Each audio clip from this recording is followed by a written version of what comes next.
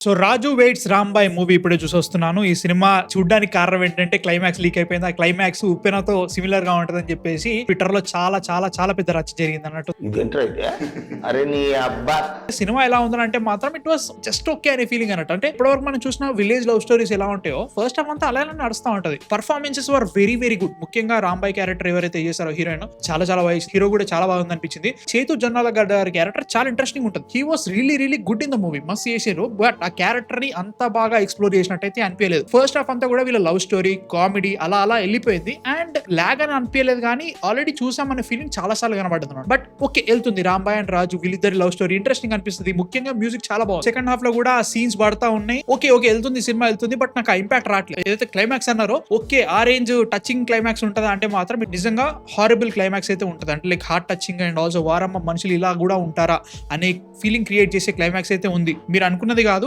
ఇంకోటి ఉంటుంది. అది ఓహో ఏంట్రా ఇంత దారుణంగా ఉన్నావు అనే ఫీలింగ్ అయితే వస్తుంది. నాకు అనిపించింది ఏంటంటే జస్ట్ ఆ క్లైమాక్స్ ని మాత్రమే పెట్టుకొని సినిమా అంతా రాశారా సినిమా అంతా తీసారనే ఫీలింగ్ వస్తుంది అనమాట. నాకైతే మాత్రం ఓకే అనిపించింది. మీరు చూసారా 'రాజు వెయిట్స్ రాంబాయ్'? మీ థాట్స్ ఎందుకు కామెంట్స్ లో చెప్పండి.